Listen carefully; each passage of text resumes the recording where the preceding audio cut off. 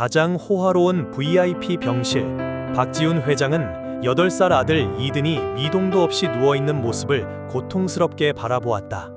천사 같던 아이의 얼굴은 이제 밀랍 인형처럼 아무런 생기가 없었다. 미국의 황금손이라 불리던 해리슨 박사가 냉정하게 고개를 저었다. 아이의 뇌는 영구적으로 손상되었습니다. 저희가 할 수 있는 건 다 했습니다. 바로 그때 문가에서 앳된 목소리가 울려 퍼졌다. 아니에요. 이 오빠는 깨어나기 싫은 거예요. 무서워서요. 모든 시선이 문 쪽으로 쏠렸다. 낡은 나무 상자를 든 작은 동양인 소녀가 그곳에 서 있었다. 이든의 어머니 제시카가 날카롭게 소리쳤다. 이 아이는 누구죠? 누가 들여보낸 거야? 박 회장은 그 아이가 자신의 집 관리인의 손녀 유나라는 것을 알아보았다. 하지만 그의 숨을 멎게 한 것은 아이가 내뱉은 말이었다. 두려움이라고? 대체 이 아이가 어떻게 한단 말인가? 존스 홉킨스 병원의 VIP 병실은 세상의 모든 소음으로부터 격리된 고요한 절망의 섬이었다. 공기 중에는 희미한 소독약 냄새와 값비싼 방향제 향이 부자연스럽게 뒤섞여 있었다. 창밖으로는 볼티모어의 화창한 하늘이 펼쳐져 있었지만 그 햇살은 병실의 차가운 대리석 바닥에 닿는 순간 힘을 잃고 차갑게 식어버렸다. 병실의 유일한 소리는 이든의 작은 가슴에 붙어있는 기계가 내는 삐 하는 단조롭고 무심한 신호음뿐이었다. 그것은 생명이 아니라 생명이 겨우 연명되고 있음을 알리는 잔인한 소리였다. 해리슨 박사는 라이트 박스 위에 여러 장의 MRI 필름을 걸었다. 그는 은색 포인터로 필름에 검게 죽어있는 한 부분을 가리켰다. 그의 목소리는 감정 한 점 섞이지 않은 차가운 강철과도 같았다. 박 회장님, 제시카 여사님, 이것이 이든의 현재 뇌 상태입니다. 외부 충격으로 인한 급성 경막하 출혈이 광범위한 신경세포의 괴사를 유발했습니다. 특히 언어와 감정을 관장하는 전두엽 피질의 손상이 비가역적입니다. 그는 비가역적이라는 단어에 힘을 주어 말했다. 그것은 의학이 내릴 수 있는 가장 무겁고 차가운 사형 선고였다. 그는 수많은 의학 용어들을 폭포수처럼 쏟아냈다. 시냅스 연결의 영구적 단절, 신경 전달 물질의 불균형, 뇌 가소성의 한계. 그 복잡한 단어들은 더 이상 희망은 없다는 하나의 절망적인 문장을 화려하게 포장하고 있을 뿐이었다. 제시카는 흐느끼기 시작했다. 하지만 그녀의 눈물은 자식을 잃을지도 모르는 어미의 비통한 눈물과는 종류가 달랐다. 그녀의 눈물에는 깊은 슬픔보다 지독한 실망감과 수치심이 더 진하게 배어 있었다. 그녀의 완벽한 아들, 명문가의 피를 이어받은 그녀의 유일한 후계자가 이제 뇌가 망가진 식물인간이 되었다는 사실을 그녀는 받아들일 수 없었다. 그녀에게 아들의 비극은 슬픔이 아니라 자신의 완벽한 인생에 생긴 지워지지 않는 흠집이었다. 그녀는 남편을 원망스러운 눈으로 쳐다보았다. 당신이 저 아이를 제대로 지키지 못했기 때문이야. 박지훈 회장은 아무 말도 할 수 없었다. 그는 그저 앙상한 아들의 손을 잡고 텅 빈 눈으로 허공을 응시했다. 그의 머릿속에서는 며칠 전에 끔찍했던 기억이 깨진 유리 조각처럼 계속해서 되살아났다. 학교에서 걸려온 다급한 전화, 피투성이가 된 채 실려가던 아들의 모습, 그리고 괜찮아 이든, 아빠가 있잖아 라고 외쳤던 자신의 공허한 목소리. 그는 아들을 지켜주지 못했다. 미국이라는 낯선 땅에서 자신의 성공을 위해 앞만 보고 달려오는 동안 아들이 보이지 않는 곳에서 얼마나 큰 두려움과 외로움 속에서 떨고 있었는지 그는 까맣게 모르고 있었다. 이제 와서 모든 것을 되돌릴 수만 있다면 그는 자신이 가진 모든 것을, 수억 달러의 재산과 명예를 전부 다 내놓을 수 있었다. 하지만 과학은 그에게 단 한 번의 기회조차 허락하지 않았다. 그의 가슴 속에서 지독한 죄책감이 무거운 납덩이처럼 그를 절망의 가장 깊은 심해 속으로 끌어내리고 있었다. 과학이 내린 최종 판결은 박지훈의 마지막 남은 희망마저 산산조각 냈다. 그는 더 이상 아들의 얼굴을 마주 볼 수가 없었다. 아이의 평온한 얼굴이 오히려 그의 죄책감을 더욱 날카롭게 후벼 팠다. 그는 비틀거리며 병실을 나섰다. 그의 등 뒤로 아내 제시카의 날카로운 흐느낌과 해리슨 박사의 냉정한 위로의 말이 들려왔지만 그의 귀에는 아무것도 들리지 않았다. 그는 세상과 완전히 단절된 고독한 섬이 되어버렸다. 병원 복도는 길고 하얀 터널처럼 끝없이 이어져 있었다. 그는 복도 끝 창가에 놓인 텅 빈 의자에 마치 실이 끊어진 인형처럼 무너져 내렸다. 그는 두 손에 얼굴을 묻었다. 눈물은 나오지 않았다.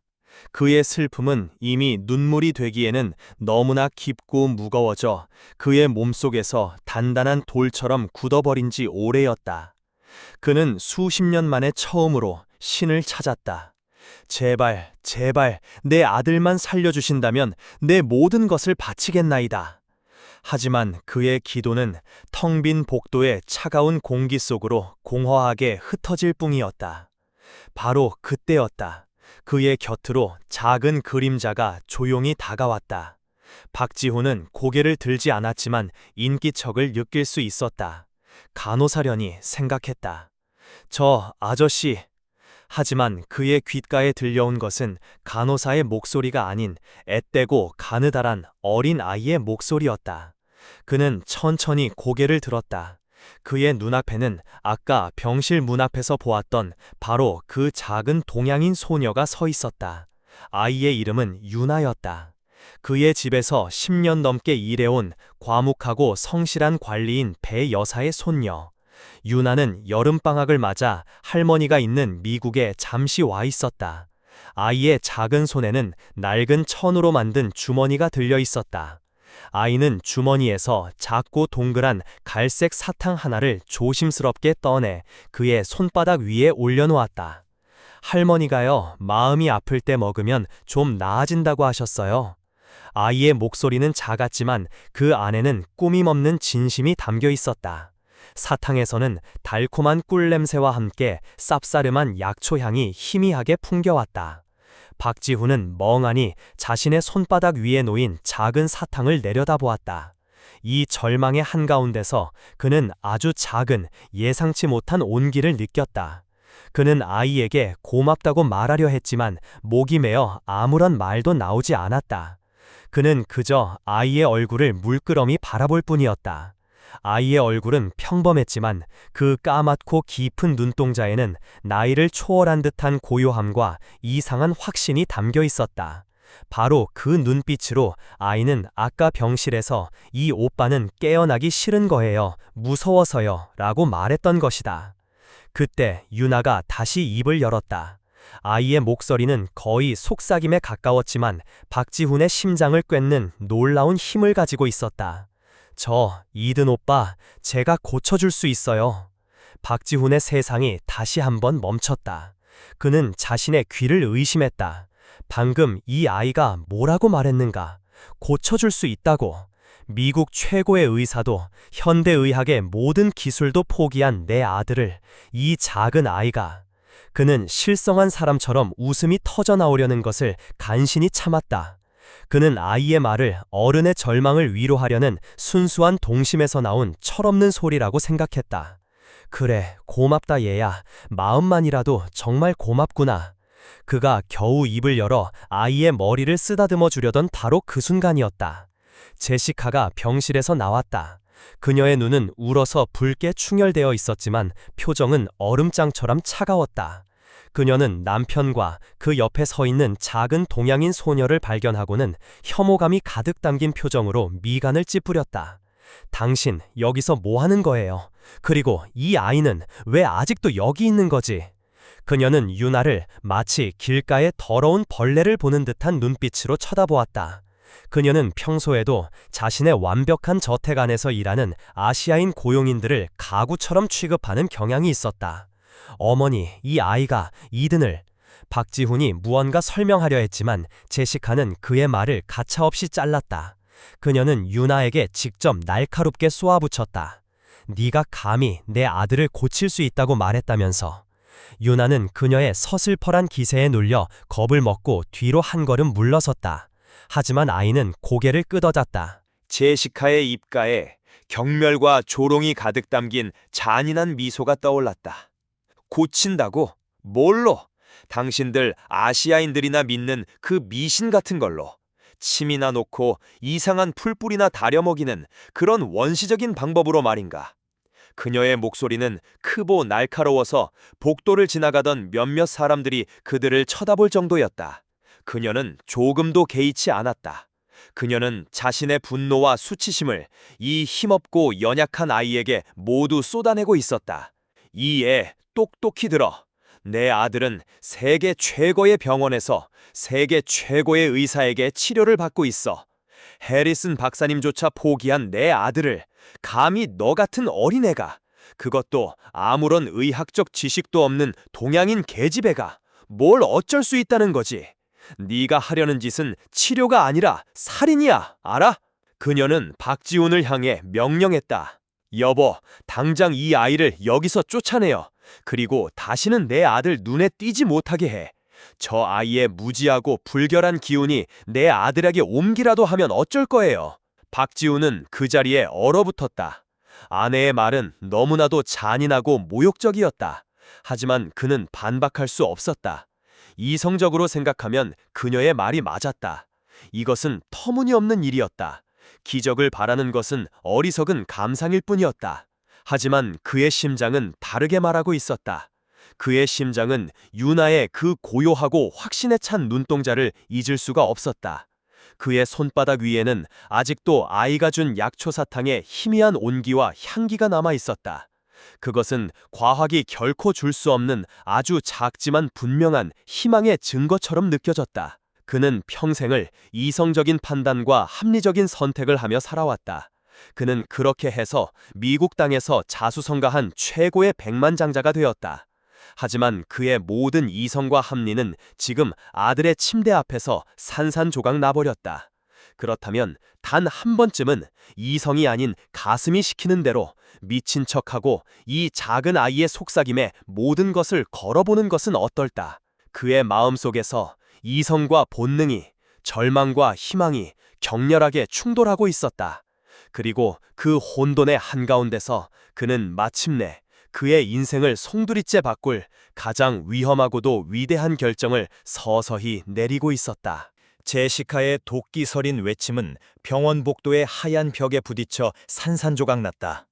그녀는 자신의 말이 남편에게 절대적인 명령이 될 것이라고 확신했다. 박지훈은 언제나 합리적이었고 상식적인 사람이었다. 그는 감상에 빠져 비이성적인 판단을 내릴 위인이 아니었다. 특히 아들의 생명이 걸린 문제에서는 더더욱.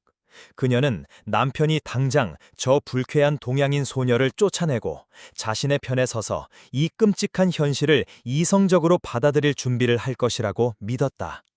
하지만 박지훈은 움직이지 않았다. 그는 아내의 분노 어린 시선과 겁에 질려 거의 울음을 터뜨릴 것 같은 유나의 얼굴 사이에서 마치 거대한 두 개의 행성 사이에 낀 작은 별처럼 위태롭게 서 있었다. 그의 머릿속은 전쟁터였다. 이성은 아내의 말이 맞다고 소리쳤다. 이것은 미친 짓이다. 검증되지 않은 민간요법에 아들의 목숨을 맡기는 것은 아버지가 아니라 살인자가 하는 짓이다. 하지만 그의 가슴은, 그의 가장 깊은 본능은 다르게 외치고 있었다. 과학이 이미 사형 선고를 내리지 않았는가? 이성이 이미 패배를 인정하지 않았는가? 그렇다면 이제 남은 것은 무엇인가? 희망마저 버리고 내 아들이 저 차가운 침대 위에서 서서히 죽어가는 것을 그저 지켜만 보라는 것인가? 그는 그럴 수 없었다. 그는 아버지였다. 그는 천천히 고개를 들었다. 그의 눈빛은 더 이상 절망으로 흐릿하지 않았다. 그의 눈에는 모든 것을 잃은 자만이 가질 수 있는 처절하고도 단단한 결의가 깃들어 있었다. 그는 제시카를 지나쳐 유나의 앞에 섰다. 그리고는 떨리는 아이의 작은 어깨를 그의 크고 따뜻한 손으로 감싸 안았다. 여보, 이 아이의 말을 들어봅시다. 그의 목소리는 낮고 조용했지만 그 안에는 결코 꺾이지 않을 강철 같은 의지가 담겨 있었다. 제시카는 자신의 귀를 의심했다. 그녀의 남편이 지금 저 계집애의 편을 들고 있는 것이다. 당신 지금 제정신이에요? 박지훈, 당신 미쳤어. 그녀가 날카롭게 소리쳤다. 아니, 난 지금 그 어느 때보다 제정신이야. 박지훈이 대답했다. 지난 몇 년간 나는 이성이라는 감옥에 갇혀 내 아들의 진정 목소리를 듣지 못했어. 저 아이는 이든이 두려워하고 있다고 했어. 어쩌면 저 아이만이 내 아들의 닫힌 마음을 열 수 있는 유일한 열쇠일지도 몰라. 그것은 궤변이었다. 하지만 그의 말에는 논리를 뛰어넘는 아버지의 절박한 사랑이 담겨 있었다. 제시카는 분노로 온몸을 떨었다. 당신이 정 그렇다면 좋아요. 해리슨 박사님께 우리 모두의 의견을 물어보죠. 과연 그분께서 이 미친 짓을 허락하실지. 그녀는 확신했다. 해리슨 박사는 과학과 이성의 화신이었다. 그는 절대로 이런 비과학적이고 주술적인 행위를 용납하지 않을 것이다. 그녀는 보란듯이 몸을 돌려 해리슨 박사의 사무실로 향했다. 박지훈은 유나의 손을 잡고 조용히 그녀의 뒤를 따랐다. 병원의 회의실은 곧 열릴 거대한 전쟁을 앞둔 작전실처럼 차갑고 팽팽한 긴장감으로 가득 찼다. 긴 테이블의 한쪽에는 해리슨 박사를 필두로 한 존스 홉킨스 병원의 최고 신경외과 의사들이 앉아 있었다. 그들의 얼굴에는 노골적인 불쾌감과 지적인 오만함이 뒤섞여 있었다. 테이블의 반대편에는 박지훈과 제시카, 그리고 그들 사이에 이 모든 소란의 중심이 되어버린 작은 소녀 유나가 앉아 있었다. 아이는 자신에게 쏟아지는 수십 개의 차가운 시선 앞에서 겁에 질려 고개를 숙이고 있었다. 박 회장님, 저는 당신의 슬픔을 이해합니다. 해리슨 박사가 입을 열었다. 그의 목소리는 정중했지만 그 안에는 날카로운 가시가 숨어 있었다. 하지만 여기는 세계 최고의 의료기술을 자랑하는 병원입니다. 주술사들이 굿판을 벌이는 곳이 아니란 말입니다. 그의 말에 다른 의사들 사이에서 낮은 조소의 웃음소리가 터져나왔다. 이것은 주술이 아닙니다. 박지훈이 단호하게 말했다. 이것은 수천 년의 역사를 가진 동양의 전통 의학입니다. 해리슨 박사는 코웃음을 쳤다. 전통이라고요? 박 회장님, 21세기에 아직도 그런 전근대적인 미신을 믿으시는 겁니까? 당신들이 말하는 기라는 것은 현대의학으로는 그 존재조차 증명되지 않은 허상일 뿐입니다. 우리는 데이터와 증거로 말합니다. 감상이나 믿음이 아니라. 그는 빔 프로젝터를 켜고 스크린에 이든의 뇌 MRI 사진을 다시 띄웠다. 보십시오. 이 검게 죽어버린 신경세포들을. 이곳에는 어떤 생명의 신호도 없습니다. 그런데 저 아이가 저 얇고 가느다란 쇠꼬챙이 몇 개로 이 죽은 뇌를 되살릴 수 있다고 주장하는 겁니다. 이것은 의학적으로 불가능할 뿐만 아니라 극도로 위험한 행위입니다. 만약 침이 조금이라도 잘못 들어가 뇌의 다른 부분을 건드리기라도 한다면 이든은 지금보다 훨씬 더 끔찍한 상태가 될 수도 있습니다. 그것은 치료가 아니라 명백한 살인 행위입니다. 그의 논리정연하고 위협적인 설명에 회의실의 공기는 더욱 차갑게 얼어붙었다. 제시카는 거의 울먹이며 남편에게 매달렸다. 여보, 들었죠? 제발, 제발 이 미친 짓을 멈춰요. 우리 이든을 2번 죽일 수는 없잖아요. 박지훈의 결심이 잠시 흔들렸다. 그는 고통스럽게 눈을 감았다. 해리슨의 말은 이성적으로는 단 하나도 틀린 것이 없었다. 어쩌면 자신이 정말 미쳐버린 것일지도 모른다. 아들을 잃을지도 모른다는 공포가 자신의 이성을 마비시켜버린 것일지도 모른다. 그가 포기하려던 바로 그 순간이었다. 테이블 아래서 누군가 그의 손을 작은 손으로 꼭 잡아왔다. 유나였다. 아이는 고개를 들어 그를 올려다보고 있었다. 아이의 눈에는 두려움이 없었다. 그 고요하고 깊은 눈동자는 그에게 말하고 있었다. 저를 믿어주세요. 그 작은 온기에 박지훈은 다시 용기를 얻었다. 그는 눈을 뜨고 해리슨 박사를 정면으로 응시했다. 박사님, 당신의 말이 모두 맞을지도 모릅니다. 하지만 당신의 그 위대한 과학은 이미 내 아들에게 사형 선고를 내렸습니다. 당신들은 이미 내 아들을 포기했습니다. 나에게는 이제 잃을 것이 없습니다. 그는 자리에서 일어났다. 그의 목소리는 이제 호소에서 단호한 명령으로 바뀌어 있었다. 나는 이 병원의 가장 큰 후원자 중 한 사람입니다. 나는 내 아들의 유일한 보호자입니다. 나는 이 아이에게 내 아들을 치료할 기회를 줄 것을 정식으로 요구합니다. 만약 병원 측에서 내 요구를 거부한다면 나는 당장 내 아들을 데리고 이 병원을 떠날 것이고 청록그룹의 모든 지원 또한 중단할 것입니다. 그것은 명백한 협박이었다. 회의실은 술렁거리기 시작했다. 의사들은 서로 눈치를 보며 당황한 기색을 감추지 못했다. 해리슨 박사의 얼굴은 분노로 붉게 달아올랐다. 그는 자신의 전문성과 권위가 돈의 논리 앞에서 무너져 내리는 것을 참을 수가 없었다. 아버지의 절박한 외침은 마침내 굳게 닫혀있던 과학의 성벽에 작은 균열을 만들어내고 있었다. 하지만 그 균열의 끝에서 그들을 기다리고 있는 것이 희망일지 아니면 더 깊은 절망일지 아무도 알 수 없었다. 박지훈 회장의 최후 통첩은 견고했던 과학의 제국에 거대한 파문을 일으켰다. 회의실 안의 공기는 이제 단순한 논쟁의 차원을 넘어 돈과 권력, 자존심과 신념이 뒤엉킨 보이지 않는 전쟁터가 되었다. 의사들은 당황했다. 박지훈은 단순히 부유한 보호자가 아니었다. 그는 존스 홉킨스 병원의 신경과학연구소에 매년 천문학적인 금액을 기부하는 가장 중요한 후원자였다. 그의 지원이 끊긴다는 것은 병원 입장에서도 엄청난 타격이었다. 병원 이사회는 긴급 회의를 소집했고 복도에서는 고위 행정가들이 심각한 얼굴로 분주하게 움직였다. 제시카는 남편의 이런 극단적인 행동에 경악했다. 그녀는 남편이 슬픔 때문에 이성을 잃었다고 생각했다. 그녀는 그의 팔을 붙잡고 애원했다. 제발 지훈, 이러지 마요. 이건 우리 이든을 위한 게 아니야. 이건 당신의 이기적인 희망일 뿐이에요. 당신은 지금 의사들의 전문성을, 과학을 모독하고 있는 거라고요. 하지만 박지훈의 결심은 확고했다. 그는 아내의 손을 조용히 뿌리쳤다. 과학이 내 아들을 살릴 수 없다면 나는 기꺼이 과학을 모독하겠소. 나는 아버지니까. 그의 목소리에는 더 이상 어떤 타협의 여지도 남아있지 않았다. 몇 시간에 걸친 경론 끝에 마침내 병원 측의 결정이 내려졌다. 해리슨 박사가 굳은 얼굴로 회의실에 다시 들어섰다. 그의 눈에는 굴욕감과 여전히 사라지지 않은 지적인 오만함이 뒤섞여 있었다. 그는 박지훈을 마치 야만인을 상대하는 문명인처럼 내려다보며 말했다. 좋습니다, 박 회장님. 병원 이사회는 당신의 간절한 요청을 받아들이기로 결정했습니다. 하지만 무조건적일 수는 없습니다. 우리는 환자의 안전을 최우선으로 생각해야 할 의무가 있으니까요. 그는 유나를 마치 하찮은 벌레를 보듯 쳐다보며 잔인한 조건을 내걸었다. 저 아이에게 딱 10분의 시간을 주겠습니다. 10분.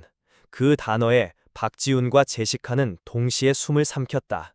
수년간 현대의학이 풀지 못한 문제를 단 10분 안에, 그것도 8살짜리 아이에게 증명하라는 것이었다. 이것은 기회를 주는 것이 아니라 공개적인 망신을 주기 위한 교묘하고 악랄한 함정이었다. 해리슨 박사는 말을 이었다. 그의 목소리에는 승리자의 여유마저 느껴졌다. 그 10분 동안 이든의 모든 생체 신호는 우리 병원의 최첨단 모니터링 시스템으로 실시간 감시될 겁니다. 심박수, 혈압, 뇌파, 산소 포화도, 그 어떤 지표에서든 아주 미세한 부정적인 변화라도 감지되는 즉시 시술은 중단될 겁니다. 그리고 나는 그 즉시 보안 요원을 불러 저 아이를 병원 밖으로 쫓아낼 것이고 아동학대 및 무면허 의료 행위로 경찰에 신고할 겁니다. 그의 말은 비수처럼 날아와 박지훈의 심장에 박혔다. 이것은 단순한 내기가 아니었다. 만약 실패한다면 유나는 범죄자가 되고 그는 그런 위헌한 짓을 사주한 공범이 되는 것이었다. 그는 자신도 모르게 옆에 앉은 유나를 바라보았다. 아이는 이 모든 무겁고 잔인한 계약의 내용을 다 이해하고 있는 것일까? 그는 아이에게 이제 그만두자고 미안하다고 말해야 했다. 이것은 어른들의 이기심에 어린 아이를 너무 깊숙이 끌어들인 위험한 도박이었다. 하지만 그가 입을 열기도 전에 유나가 먼저 고요하지만 단단한 목소리로 말했다. 괜찮아요, 아저씨. 10분이면 충분해요. 아이의 목소리에는 조금의 흔들림도 없었다.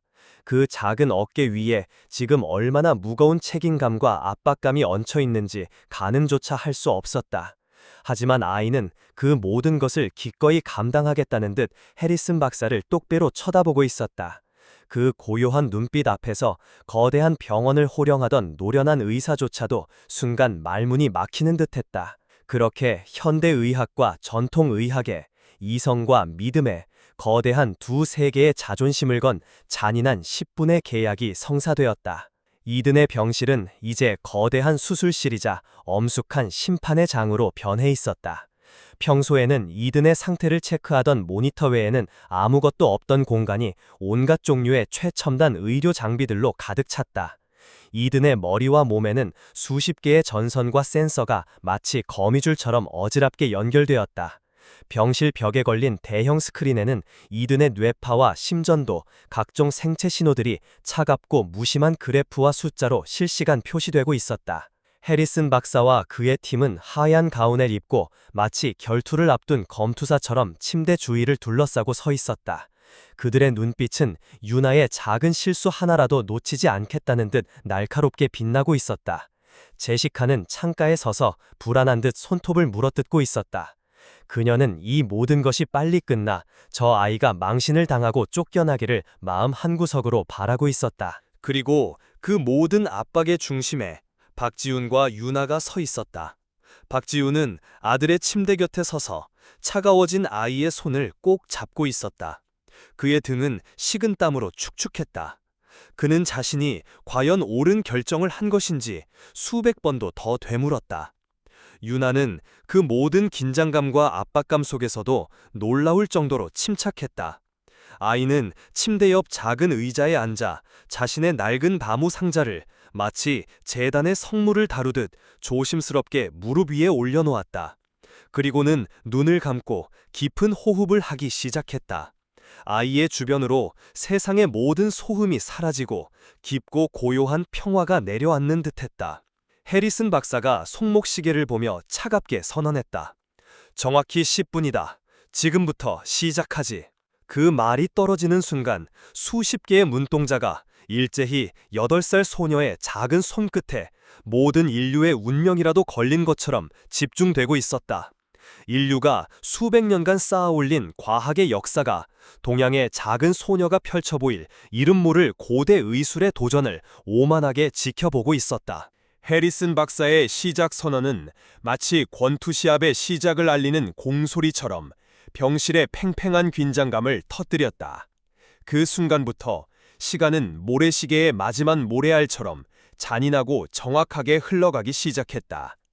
병실 벽에 걸린 디지털 시계의 붉은 숫자가 10분 00초에서 9분 59초로 바뀌는 찰나 모두의 심장이 함께 쿵 하고 내려앉는 듯했다.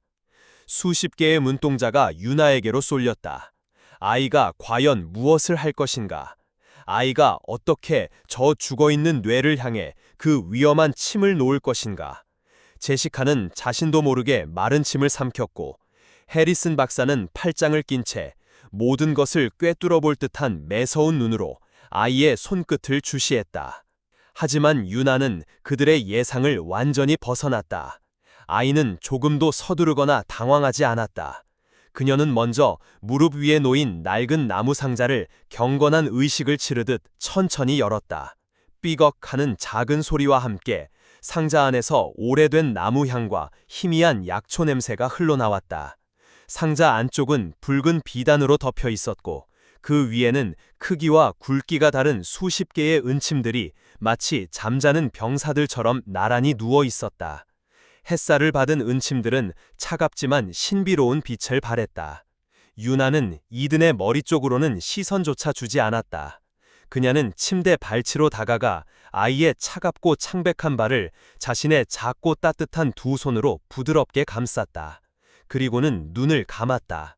그녀는 마치 깊은 물속에 잠긴 보물을 찾으려는 듯 손끝에 모든 감각을 집중하여 아이의 발바닥과 발목, 종아리를 천천히 어루만졌다. 그녀의 행동은 의사의 진찰이라기보다는 상처 입은 작은 새를 보듬는 어머니의 손길과도 같았다. 도대체 뭘 하는 거지? 한 의사가 낮은 목소리로 중얼거렸다. 뇌가 문제인데 왜 발을 만지고 있는가? 해리슨 박사 역시 이해할 수 없다는 듯 미간을 찌푸렸다.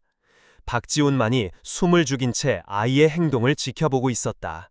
그는 유나의 작은 손길에서 과학으로는 설명할 수 없는 깊은 교감과 치유의 기운을 느끼고 있었다.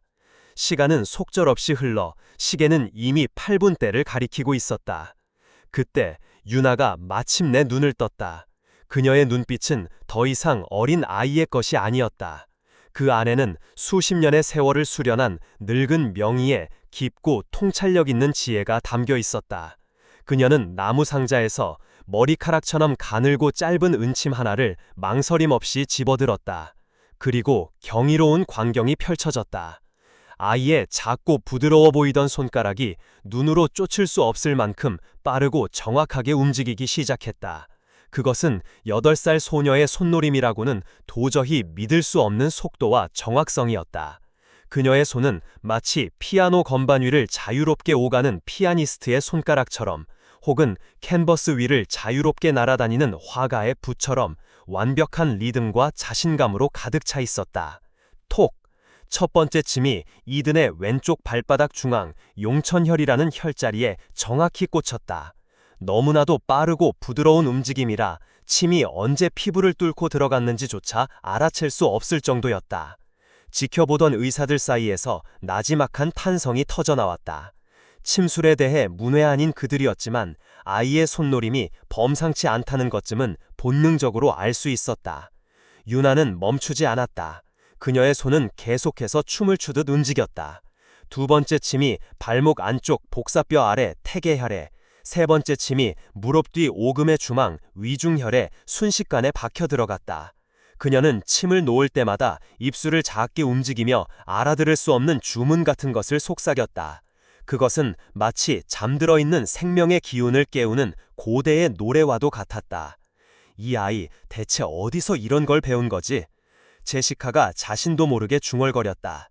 그녀의 눈에서 경멸과 조롱의 빛이 서서히 사라지고 그 자리에 이해할 수 없는 현상에 대한 원초적인 경외심이 깃들기 시작했다. 시간은 흘러 5분을 지나고 있었다. 유나는 이제 이든의 손을 잡고 있었다. 그녀는 같은 방식으로 손목의 내관혈, 팔꿈치의 곡지혈, 그리고 어깨의 견정혈에 차례대로 침을 놓았다. 그녀의 손에 들린 은침은 더 이상 차가운 쇳붙이가 아니었다. 그것은 마치 막혀있는 생명의 강줄기를 뚫는 빛나는 생명의 도구처럼 보였다. 박지훈은 아이의 입모양을 유심히 지켜보다가 마침내 그녀가 무엇을 속삭이는지 알아차렸다. 이든 오빠, 이제 무서워하지 않아도 괜찮아. 내가 있잖아. 여기 아주 따뜻하고 안전한 곳이야. 이제 눈을 떠도 괜찮아. 아이는 침을 통해 자신의 따뜻한 마음과 위로를 이든의 굳게 닫힌 영혼에 불어넣고 있었다. 하지만 모니터의 숫자는 여전히 미동도 없었다. 심박수, 혈압, 뇌파, 모든 것이 아이가 식물인간으로 처음 진단받았을 때와 똑같은 평탄하고 절망적인 선을 그리고 있었다. 해리슨 박사의 입가에 다시 냉소가 떠올랐다. 역시 쇼에 불과했군. 저 아이는 지금 아무런 의학적 효과도 없는 위험한 고개를 하고 있는 것뿐이야. 그는 시계를 보았다. 남은 시간은 이제 3분도 채 남지 않았다. 그는 곧 이 지루하고 불쾌한 연극을 끝낼 수 있을 것이라고 생각했다. 유나의 이마에 송골송골 땀이 맺히기 시작했다. 아이의 얼굴은 창백해졌고 호흡은 조금씩 거칠어졌다. 이 작은 시술이 아이의 모든 기력과 정신력을 소모시키고 있다는 것을 한눈에 알 수 있었다. 박지훈은 자신도 모르게 주먹을 꽉 쥐었다. 제발, 제발. 그의 마음속에서 간절한 기도가 터져나왔다. 유나는 마지막으로 가장 길고 굵은 침 하나를 집어들었다. 그리고는 이든의 가슴 정중앙 단중혈이라고 불리는 혈자리를 향해 두 손으로 침을 감았다. 그녀는 눈을 감고 자신의 모든 남은 기운을 그 침 끝에 집중시켰다. 이든 오빠의 마음을 가두고 있는 슬픔과 두려움의 문이여, 이제 열려라. 그녀가 속삭이며 침을 천천히 그리고 깊숙이 밀어넣었다. 그것은 이 길고 긴 싸움의 마지막 한 수였다. 남은 시간 1분. 모든 것이 이제 저 작은 은침 하나에 달려 있었다. 병실 안의 모든 사람들이 마치 시간이 멈춘 것처럼 모니터의 숫자와 미동도 없는 소년의 얼굴을 번갈아 쳐다보고 있었다. 시간은 이제 검은 사형 집행인의 발걸음처럼 무심하고 냉정하게 마지막을 향해 다가가고 있었다. 디지털 시계의 붉은 숫자는 1분을 가리키고 있었다.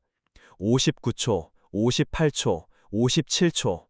초침이 움직일 때마다 병실 안의 공기는 더욱더 희박해지는 듯했다.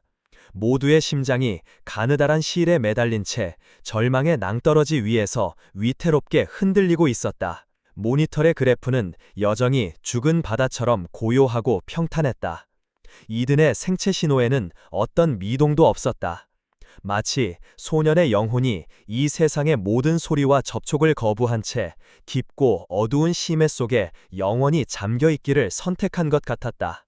해리슨 박사의 입가에는 이제 노골적인 승리자의 미소가 걸려 있었다. 그는 옆에 서 있는 동료 의사에게 들릴 듯 말 듯한 목소리로 중얼거렸다. 역시 내 말이 맞았지. 저건 그냥 원시적인 주술 노림에 불과했어. 1분이 지나면 당장 저 꼬마와 보호자를 내 병원에서 끌어내도록 하게. 그의 목소리에는 자신의 지적 우월함이 증명되었다는 것에 대한 만족감마저 묻어 있었다. 제시카는 자신도 모르게 안도의 한숨을 내쉬었다. 그것은 아들의 상태에 대한 안도가 아니었다. 이 끔찍하고 수치스러운 연극이 마침내 끝나게 되었다는 것에 대한 기묘한 안도감이었다. 그녀는 이 모든 소동이 남편의 어리석은 감상주의가 빚어낸 한편의 해프닝으로 끝나기를 마음 깊은 곳에서 바라고 있었다. 그녀는 아들이 기적처럼 깨어나는 것보다 차라리 이대로 조용히 자신의 완벽한 비극의 주인공으로 남아주기를 더 원했는지도 모른다. 박지훈은 모든 희망을 내려놓았다. 그의 어깨가 힘없이 축 처졌다. 그는 자신의 어리석음을 탓했다. 그는 헛된 희망으로 이 어린 소녀를 너무나도 잔인하고 가혹한 시험대 위에 올려놓았다. 그는 이제 아이에게 그리고 아들에게 평생을 갚아도 모자랄 빚을 졌다. 그는 눈을 감았다. 차마 이 실패의 순간을 두 눈으로 목격할 수가 없었다. 유나의 얼굴은 땀으로 범벅이 되어 한약해 질려 있었다. 아이의 작은 몸은 모든 기력을 소진한 듯 가늘게 떨리고 있었다. 아이는 이든의 가슴에 꽂힌 마지막 침을 두 손으로 꼭 잡고 있었다. 아이의 입술이 마지막 힘을 다해 희미하게 움직였다. 오빠, 제발 혼자 있지 마. 내가 여기 있잖아. 남은 시간 10초, 9초, 8초. 모두가 포기했던 바로 그 순간이었다. 삐. 고요한 병실 안을 아주 작지만 분명한 기계음 하나가 날카롭게 갈랐다. 모두의 시선이 반사적으로 소리가 시작된 심박수 모니터로 향했다. 평탄하던 녹색 선이 아주 미세하게 하지만 분명하게 위로 한 번 툭 하고 솟아올랐다. 이든의 심박수를 나타내는 숫자가 60에서 62로 아주 잠시 바뀌었다가 원래대로 돌아왔다. 뭐지? 한 젊은 의사가 자신도 모르게 중얼거렸다. 해리슨 박사는 미간을 찌푸렸다. 기계 오류군 혹은 외부 자극에 의한 일시적인 근육 수축 반응일 뿐이야. 의학적으로는 아무런 의미도 없어. 그는 애써 태연한 척했지만 그의 눈빛은 미세하게 흔들리고 있었다. 하지만 그것은 시작에 불과했다. 삐. 이번에는 뇌파 측정기에서 신호가 잡혔다. 잠들어 있던 뇌의 알파파 영역에서 아주 희미하지만 분명한 파동이 2번 연속으로 감지되었다. 그것은 깊은 무의식의 세계에서 무언가가 깨어나려 하고 있다는 미약한 신호였다. 해리슨 박사의 얼굴이 서서히 굳어지기 시작했다. 이것은 단순한 기계 오류나 근육 수축으로 설명할 수 없는 현상이었다. 그리고 마침내 10분의 계약이 끝나는 마지막 1초를 남겨둔 바로 그 찰나. 모든 기계음을 압도하는 가장 충격적이고 경이로운 사건이 모두의 눈앞에서 벌어졌다. 미동도 없이 감겨있던 이든의 오른쪽 눈꺼풀 아래서 투명하고 맑은 액체 한 방울이 조용히 뺨을 타고 흘러내렸다. 눈물이었다. 소녀는 깊고 깊은 무의식의 잠 속에서 울고 있었다. 병실 안의 모든 사람들은 그 자리에 얼어붙었다. 시간은 멈추었고 공간은 인간의 이성으로는 도저히 설명할 수 없는 신성하고도 경이로운 침묵에 휩싸였다. 제시카는 자신도 모르게 두 손으로 입을 말았다. 그녀의 눈이 공포와 경악으로 믿을 수 없을 만큼 커졌다. 그녀는 자신의 아들이 감정을 잃어버린 식물인간이 되었다고 생각했다. 하지만 지금 아이는 울고 있었다. 슬픔이라는 가장 깊고 복잡한 감정을 온몸으로 표현하고 있었다. 박지훈은 감았던 눈을 떴다. 그는 자신의 눈앞에 펼쳐진 광경을 믿을 수가 없었다.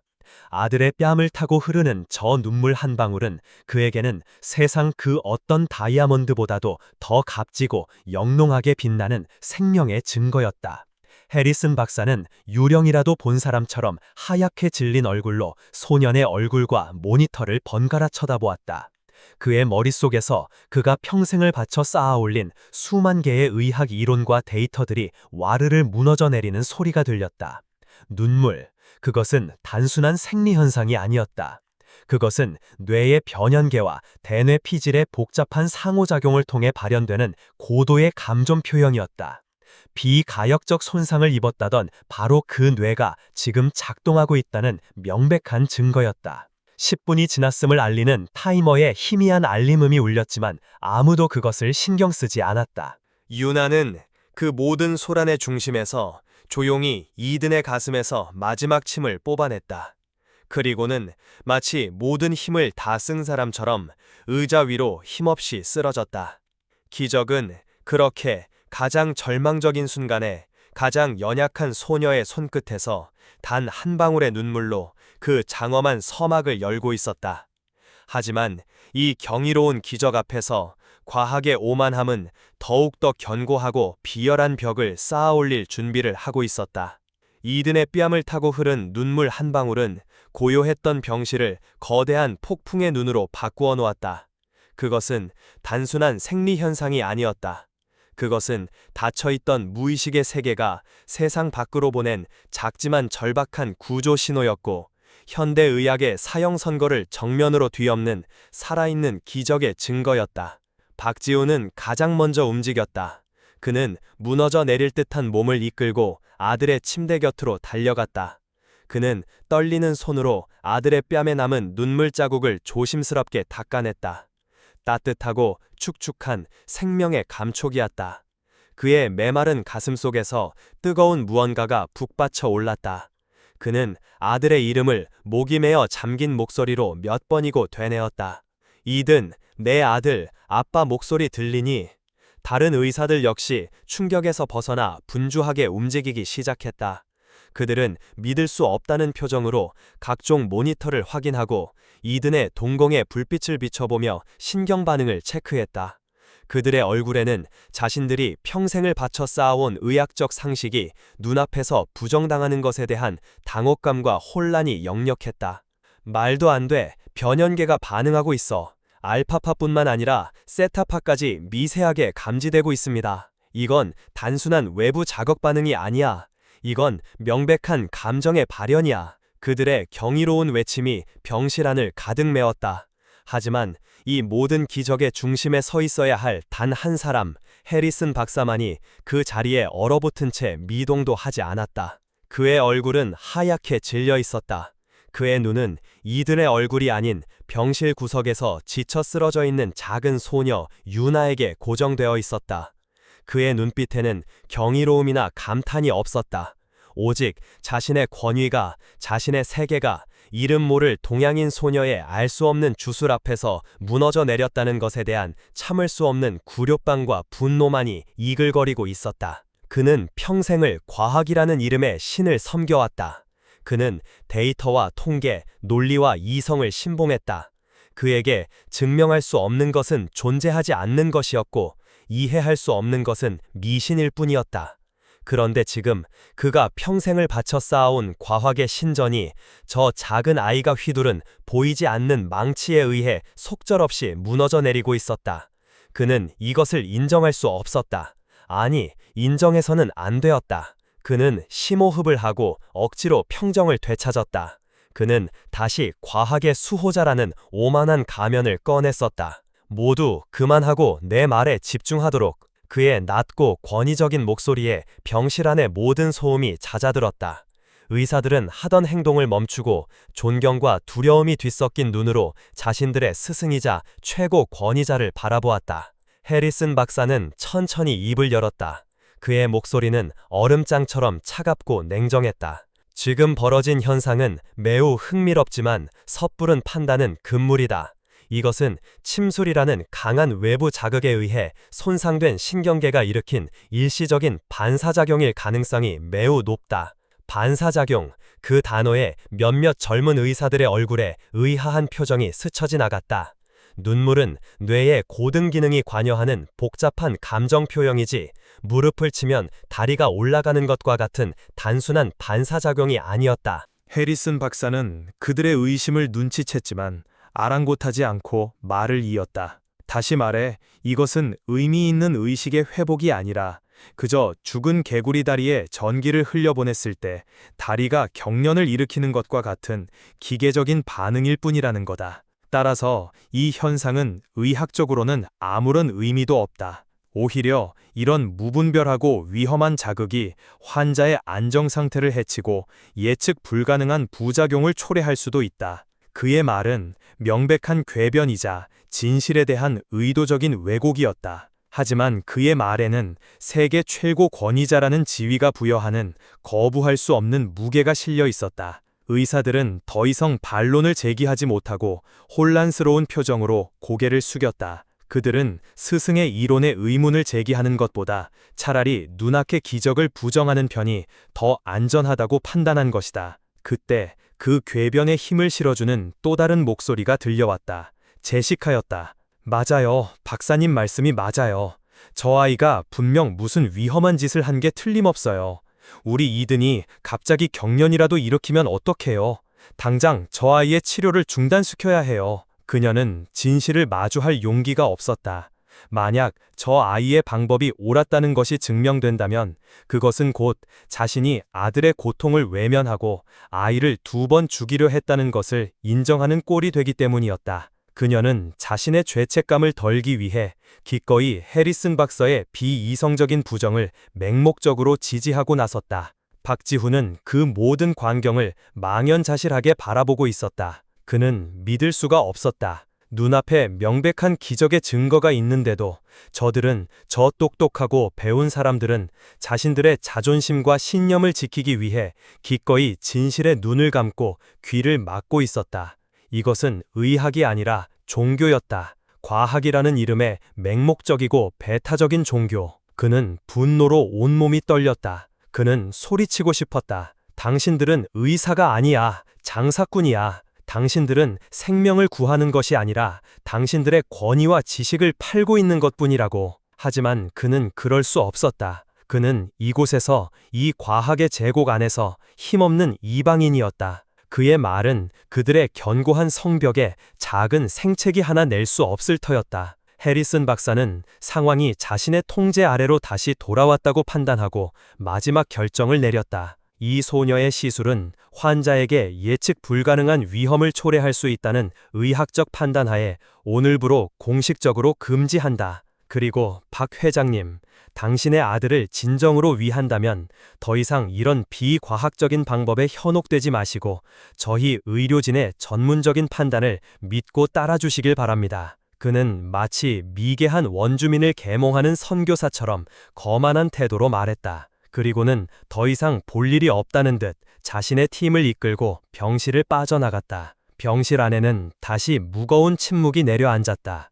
기적의 여우는 차가운 과학의 논리 앞에서 신기루처럼 사라져버렸다. 박지훈은 허탈하게 바닥에 주저앉았다. 그는 싸움에서 졌다. 그는 거대한 시스템 앞에서 무력하게 패배했다. 제시카는 그런 그를 한심하다는 듯 쳐다보고는 지친 기색으로 말했다. 이제 만족해요, 지훈.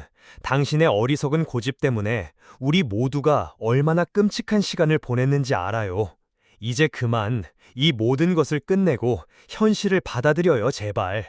그녀는 남편을 위로하는 것이 아니라 자신의 불안한 마음을 다독이고 있었다. 그 누구도 병실 구석 작은 의자에 쓰러져 있는 유나를 신경 쓰진 않았다. 아이는 자신의 모든 것을 바쳐 피워낸 기적의 불씨가 차가운 현실의 바람 앞에서 힘없이 꺼져가는 것을 텅 빈 눈으로 지켜보고 있었다.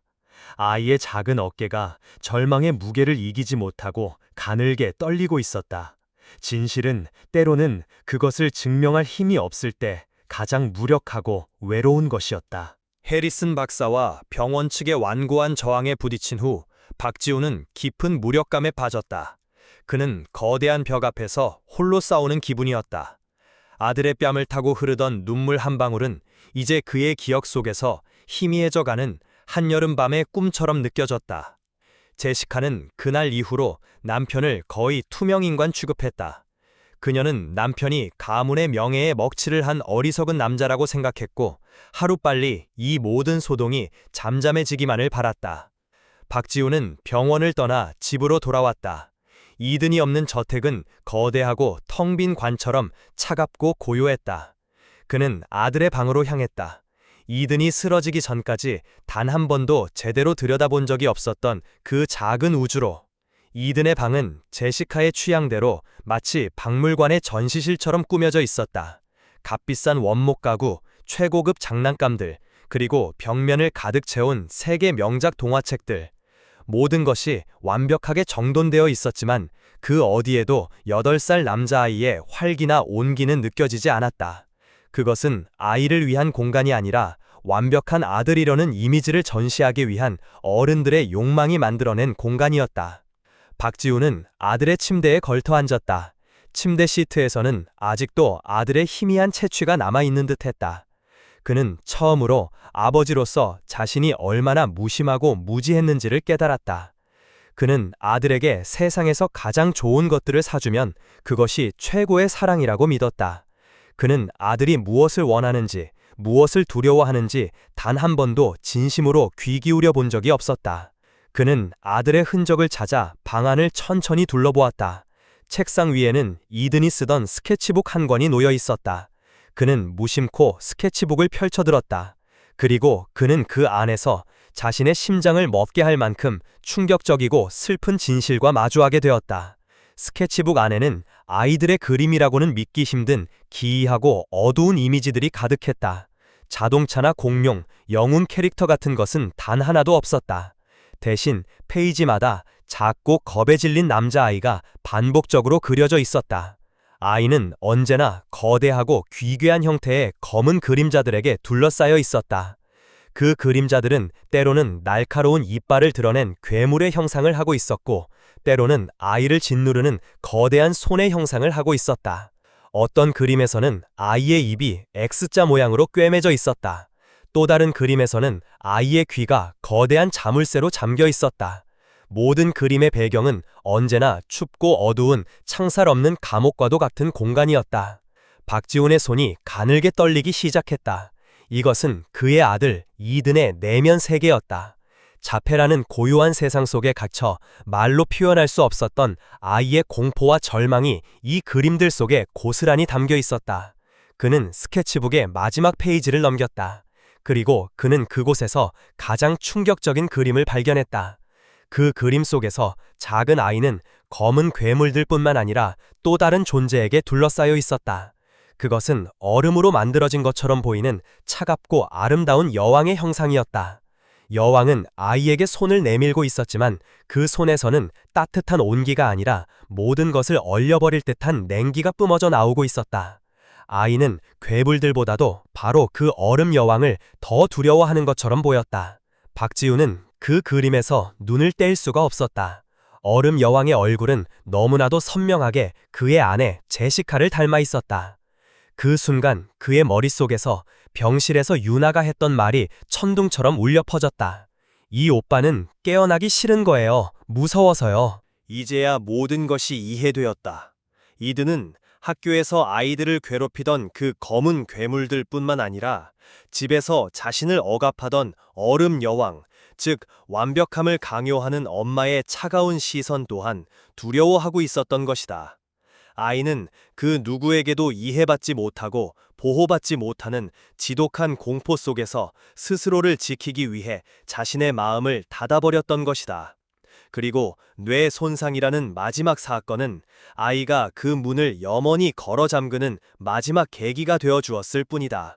박지훈은 스케치북을 끌어안고 소리 없이 오열했다. 그는 이제야 아들의 진짜 병이 뇌가 아니라 상처 입은 마음에 있었다는 것을 깨달았다. 그는 아들의 몸을 치료하기 위해 세계 최고의 의사를 찾았지만 정작 아들의 영혼이 보내는 절박한 구조 신호는 철저히 외면하고 있었던 것이다. 그때 그의 등 뒤에서 조용한 목소리가 들려왔다. 이든 오빠가요, 엄마가 자기가 약한 모습을 보는 걸 싫어할 거라고 생각했어요. 박지훈은 화들짝 놀라 고개를 들었다. 문가에 유나가 조용히 서 있었다. 아이는 어느새 그의 등 뒤로 다가와 그가 보고 있던 스케치북을 함께 보고 있었다. 아이의 눈에는 깊은 슬픔과 연민이 담겨 있었다. 네가 어떻게... 박지훈이 말을 잇지 못하고 더듬거렸다. 유나는 대답 대신 이든의 침대 곁으로 다가가 베개 밑에 놓여있던 작은 곰인형을 꺼내들었다. 그리고는 인형을 꼭 끌어안았다. 오빠가 저에게 말해줬어요. 꿈속에서요. 오빠는 엄마를 아주 많이 사랑해요. 그래서 엄마를 실망시키고 싶지 않았대요. 자기가 아프고 다른 아이들과 다르다는 걸 엄마가 알면 더 이상 자기를 사랑해주지 않을 거라고 그렇게 믿고 있었어요. 아이의 목소리는 마치 죽은 자의 영혼을 대신 전하는 영매의 목소리처럼 신비하고도 슬픈 울림을 가지고 있었다. 박지훈은 그 자리에 얼어붙었다. 그는 더 이상 이 아이의 능력을 의심할 수 없었다. 유나는 현대의학의 어떤 최첨단 장비도 들여다보지 못했던 아들의 영혼 가장 깊은 곳을 꿰뚫어보고 있었다. 박지훈은 마침내 자신이 무엇을 해야 할지 깨달았다. 이든을 구할 수 있는 유일한 열쇠는 해리슨 박사의 수술용 메스가 아니라 바로 이 작은 소녀의 손에, 그리고 아들을 향한 자신의 진정한 사랑과 이해에 있다는 것을. 그는 자리에서 일어났다. 그의 눈에는 더 이상 무력한 절망이 없었다. 그의 눈에는 아들을 구하기 위해서라면 세상 전체와도 맞서 싸울 준비가 된 한 아버지의 강철 같은 결의가 다시 타오르기 시작하고 있었다. 그는 유나의 손을 잡았다. 가자 유나야, 우리 이든을 데리러 가야지. 그것은 과학이라는 거대한 제국을 향한 한 아버지와 작은 소녀의 외롭지만 위대한 전쟁이 다시 시작됨을 알리는 출사표였다. 박지훈의 결심은 잔잔한 호수에 던져진 거대한 돌처럼 저택과 병원에 큰 파문을 일으켰다. 그는 변호인단을 소집하여 보호자로서의 모든 권한을 이용해 병원 측에 유나의 치료를 다시 허용할 것을 공식적으로 요구했다. 그는 더 이상 애원하지 않았다. 그는 청록그룹의 막대한 법률 자문단과 재력을 무기로 병원을 압박하기 시작했다. 만약 병원이 계속해서 비협조적인 태도를 보인다면 아동 환자에 대한 비인도적인 처우와 보호자의 치료 선택권 침해를 근거로 천문학적인 액수의 소송을 제기하겠다고 선포했다. 해리슨 박사와 병원 이사회는 격분했지만 동시에 당황했다. 박지훈은 그들이 무시할 수 있는 상대가 아니었다. 그의 소송은 병원의 명성에 치명적인 타격을 입힐 수 있었다. 결국 그들은 마지못해 보호자의 강력한 요청에 따라 모든 책임은 보호자에게 있음을 명시하며 제한적인 범위 내에서 유나의 접근을 허용하기로 결정했다. 그것은 굴욕적인 후퇴였다. 일주일 후 유나는 다시 이든의 병실을 찾았다. 하지만 이번에는 분위기가 완전히 달랐다. 해리슨 박사와 그의 팀은 더 이상 참관하지 않았다. 그들은 자신들의 자존심을 지키기 위해 이 주술적인 의식을 외면하기로 선택했다. 병실 안에는 오직 박지훈과 남편의 강압에 못 이겨 마지못해 따라온 제시카, 그리고 유나와 이든 네 사람만이 남아 있었다. 제시카의 얼굴은 얼음장처럼 차갑고 냉담했다. 그녀는 이 모든 상황이 남편이 벌이는 한편의 저급한 연극이라고 생각했다. 그녀는 팔짱을 낀 채 창가에 서서 경멸이 가득 담긴 눈으로 유나의 모든 행동을 감시했다. 그녀는 이 무의미한 시간이 빨리 지나가기만을 바랐다. 유나는 그런 그녀의 시선에 아랑곳하지 않았다. 아이는 지난번과 마찬가지로 조용하고 경건하게 자신의 낡은 나무 상자를 열었다. 그리고는 이든의 손과 발을 자신의 따뜻한 손으로 부드럽게 주무르기 시작했다. 아이는 이든에게 마치 잠든 동생에게 옛날 이야기를 들려주듯 낮은 목소리로 속삭였다. 오빠, 괜찮아. 이제 아무도 오빠를 무섭게 하지 않아. 아빠가 오빠를 지켜줄 거야. 그러니까 이제 그만 아파도 괜찮아. 이제 집에 가자. 아이의 목소리는 닫혀있는 이든의 마음의 문을 부드럽게 두드리는 노크 소리와도 같았다. 박지훈은 숨을 죽인 채 그 광경을 지켜보았다. 그는 이제 유나의 침이 단순한 쇠붙이가 아니라 아이의 영혼과 교감하는 신비한 매개체라는 것을 어렴풋이 믿기 시작했다. 유나는 은침을 꺼내들었다. 그녀의 손놀림은 여전히 신의 속도를 가진 것처럼 빠르고 정확했다. 그녀는 이든의 손목, 신문이라는 혈자리에 조심스럽게 침을 놓았다. 한의학에서 신문혈은 마음의 문이라고 불리는 불안과 공포를 다스리는 중요한 혈자리였다. 유나가 침을 놓고 가볍게 돌리며 기운을 불어넣는 순간이었다. 지금까지 미동도 없던 이든의 오른손 손가락이 아주 미세하게 움찔하고 움직였다. 박지훈의 눈이 커졌다. 그는 자신의 눈을 의심했다. 하지만 그것은 환각이 아니었다. 이든의 손가락이 분명히 움직였다. 제시카 역시 그 미세한 움직임을 목격했다. 그녀의 얼굴에서 냉소적인 표정이 순간 사라지고 당혹감이 떠올랐다. 하지만 그녀는 이내 그것이 해리슨 박사가 말했던 의미 없는 근육 경련일 뿐이라고 스스로를 애써 합리화했다. 하지만 이든의 손가락은 멈추지 않았다. 유나가 계속해서 침에 기운을 불어넣자 이든의 손은 마치 보이지 않는 실에 이끌리듯 아주 천천히 허공으로 들어올려지기 시작했다. 그것은 경련이라고는 볼 수 없는 너무나도 분명한 의지를 가진 움직임이었다. 그리고 병실 안의 모든 사람들을 경악과 충격의 가장 깊은 나락으로 떨어뜨리는 믿을 수 없는 사건이 벌어졌다. 허공에 멈춰선 이든의 손이 방향을 틀어 한 사람을 정확히 가리켰다. 바로 창가에 서 있는 그의 어머니 제시카였다. 제시카의 심장이 쿵 하고 내려앉았다. 그녀는 자신도 모르게 뒷걸음쳤다. 아이의 손가락이 마치 모든 것을 알고 있다는 듯 자신을 고발하는 날카로운 심판의 창처럼 느껴졌다. 이게 무슨... 그녀가 말을 더듬었다. 하지만 그것은 끝이 아니었다. 이든의 손가락들이 마치 서툰 인형극을 하는 인형처럼 어색하지만 분명한 의미를 가지고 움직이기 시작했다. 아이는 허공에 어떤 형태를 그리고 있었다. 박지훈은 그 손짓을 보는 순간 숨을 쉴 수가 없었다. 그의 온몸이 마치 전기에 감전된 것처럼 굳어버렸다. 그것은 그가 아주 오래전, 아직 자폐 진단을 받기 전에 어린 이든에게 재미삼아 가르쳐 주었던 아주 간단한 수화였다. 아이가 말을 하지 못하는 답답함을 조금이라도 풀어주기 위해 아버지가 아들에게 가르쳐 주었던 그들만의 비밀 언어. 이든의 손가락은 지금 그 비밀 언어로 말을 하고 있었다. 아이의 손가락은 먼저 주먹을 쥐었다 펴며 엄마를 그렸다. 그리고는 두 팔로 자신을 감싸 안으며 몸을 떠는 춥다는 동작을 했다. 마지막으로 아이의 손은 겁에 질린 사람처럼 얼굴 앞에서 파르르 떨며 무섭다는 신호를 보냈다. 엄마, 추워요, 무서워요.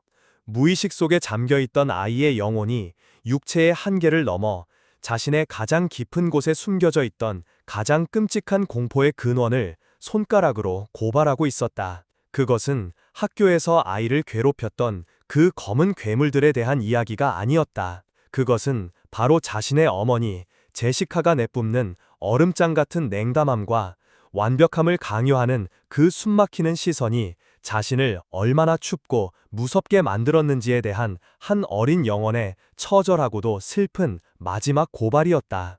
아이는 세상의 모든 폭력보다 바로 엄마의 그 차가운 사랑을 더 두려워하고 있었던 것이다. 박지훈은 모든 것을 깨달았다. 이든의 들이밀기 속에 있던 그 얼음 여왕의 정체를.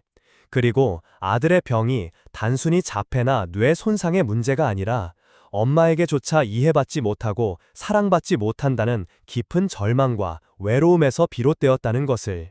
그는 천천히 고개를 돌려 아내를 바라보았다. 제시카의 얼굴은 이제 하얀색을 넘어 푸른 빛이 돌고 있었다. 그녀의 아름다운 얼굴 위로 그녀가 평생을 지켜왔던 완벽하고 우아한 가면이 산산조각나며 바닥으로 떨어져 내리고 있었다. 그녀는 더 이상 자신의 추악한 진실을 숨길 수 없었다. 그녀는 아들의 그 고요하지만 너무나도 날카로운 손가락의 고발 앞에서 완전히 발가벗겨진 것이다. 이든의 작은 손가락이 만들어낸 침묵의 고발은 그 어떤 날카로운 비수보다도 더 깊숙이 제시카의 심장을 꿰뚫었다. 엄마, 추워요, 무서워요. 그 세 단어는 그녀가 평생을 바쳐 쌓아 올린 완벽한 어머니라는 허상과 명문가 출신이라는 자존심의 성벽을 한순간에 와르르 무너뜨리는 거대한 공성추와도 같았다. 그녀는 뒷걸음질 쳤다. 그녀의 하이힐이 대리석 바닥에 끌리며 신경질적인 소리를 냈다. 아니야, 아니야. 그녀는 미친 사람처럼 고개를 저었다. 이건 말도 안 돼. 저 아이는 지금 제정신이 아니야. 저건 그냥 의미 없는 몸짓일 뿐이야. 그녀는 필사적으로 현실을 부정했다. 그녀는 자신의 사랑이 아들에게 공포의 대상이었다는 진실을 도저히 받아들일 수가 없었다. 그녀는 언제나 이든을 위해 최선을 다했다고 믿었다. 최고의 교육, 최고의 환경, 최고의 의료. 그녀는 아들에게 세상에서 가장 좋은 것들만을 주었다. 그녀는 그것이 사랑이라고 믿었다. 하지만 그녀는 단 한 번도 아들이 정말로 원했던 것이 무엇인지 물어본 적이 없었다. 아들이 원했던 것은 값비싼 장난감이 아니라 함께 놀아주는 엄마의 시간이었고, 엄격한 훈육이 아니라 따뜻하게 안아주는 엄마의 품이었으며, 완벽한 아들이 되라는 기대가 아니라 있는 그대로의 자신을 사랑해주는 엄마의 눈빛이었다.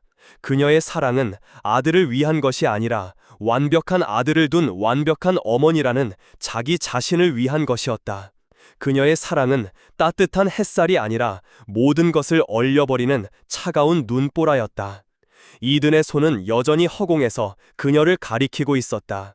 그 작은 손가락은 마치 그녀의 모든 변명과 합리화를 꿰뚫어보는 진실의 문처럼 그녀를 집요하게 따라왔다. 박지훈은 아내에게 다가갔다. 그의 목소리는 분노가 아닌 깊은 슬픔에 잠겨 있었다. 여보, 이제 그만, 우리 모두 진실과 마주해야 할 시간이야. 무슨 진실을 말하는 거야? 제시카가 날카롭게 소리쳤다. 당신이, 그리고 내가 우리 아들에게 무슨 짓을 했는지에 대한 진실 말이오. 박지훈이 말했다. 나는 성공이라는 이름으로 아이를 방치했고, 당신은 완벽이라는 이름으로 아이를 학대했어. 우리는 이든의 부모가 아니라 아이의 영혼을 가둔 차가운 간수였던 거야. 그의 말은 제시카의 마지막 남은 방어막까지 부서뜨렸다. 그녀의 다리에 힘이 풀렸다. 그녀는 그 자리에 주저앉아 두 손에 얼굴을 묻고 마침내 진짜 눈물을 터뜨렸다. 그것은 더 이상 수치심이나 실망감의 눈물이 아니었다. 그것은 자신의 이기심과 오만함이 하나뿐인 아들을 얼마나 깊고 외롭게 만들었는지를 뼈저리게 깨달은 한 어미의 뒤늦은 참회의 눈물이었다. 그녀의 얼어붙었던 심장이 뜨거운 후회의 눈물과 함께 녹아내리기 시작했다. 이든, 내 아가, 엄마가 잘못했어. 그녀는 기어가듯 아들의 침대로 다가갔다. 그녀는 차갑고 미동도 없는 아들의 작은 몸을 자신의 품에 조심스럽게 끌어안았다. 그녀는 아들의 머리카락에, 뺨에 입을 맞추며 수십 번, 수백 번 같은 말을 되뇌었다. 미안해, 정말 미안해 이든. 엄마가 다 잘못했어. 제발 엄마를 용서해줘 아가. 엄마는 그냥 너를 너무너무 사랑했을 뿐인데 그 방법을 몰랐던 거야. 그녀의 뜨거운 눈물이 이든의 창백한 뺨 위로 빗물처럼 쏟아져 내렸다. 바로 그 순간이었다. 모두가 숨을 죽이고 한 여인의 처절한 참회를 지켜보고 있던 바로 그 순간, 아주 작고 희미한, 하지만 너무나도 분명한 소리가 이든의 입술 사이에서 새어나왔다. 엄마. 병실 안의 모든 공기가 그 한마디에 얼어붙었다. 박지훈은 자신의 귀를 의심했다. 그는 굳어진 몸을 이끌고 아들의 입가에 귀를 가져다 댔다. 엄마. 다시 한 번 더. 이번에는 조금 더 분명하게. 수년간 굳어있던 성대가 아주 힘겹게, 그러나 세상에서 가장 아름다운 소리를 만들어내고 있었다. 박지훈의 눈에서 뜨거운 눈물이 폭포수처럼 쏟아져 내렸다. 그는 아내와 아들을 자신의 커다란 두 팔로 있는 힘껏 끌어안았다. 이든, 내 아들. 그가 흐느끼며 말했다. 제시카 역시 충격과 기쁨으로 말을 잇지 못하고 그저 아들의 이름을 부르며 하염없이 눈물만 흘렸다. 병실 문가에 서 있던 유나는 그 모든 광경을 조용한 미소와 함께 지켜보고 있었다. 아이는 알고 있었다. 자신의 침이 한 것은 막혀있던 기의 흐름을 뚫어준 것뿐이었다는 것을. 아이의 닫혔던 마음의 문을 열고 굳어있던 혀를 풀어준 진짜 기적은 바로 뒤늦게나마 진심을 다해 쏟아부은 어머니의 뜨거운 눈물이었다는 것을. 그때 병실 문이 조용히 열리고 소란스러움을 듣고 찾아온 해리슨 박사가 그 광경을 목격했다. 그는 유령이라도 본 사람처럼 그 자리에 못 박힌 듯 서 있었다. 그의 눈앞에서 자신이 비가역적 손상이라고 진단했던 아이가 말을 하고 있었다. 그의 모든 과학적 이론과 지적인 오만이 저 작고 따뜻한 어머니라는 한마디 앞에서 완전히 산산조각 나고 있었다. 기적은 그렇게 가장 절망적인 순간에 가장 뜨거운 눈물과 함께 마침내 그 완전한 모습을 드러내고 있었다. 굳게 닫혀있던 침묵의 성벽은 무너져 내렸고 그 폐허 위로 새로운 희망의 아침이 밝아오고 있었다.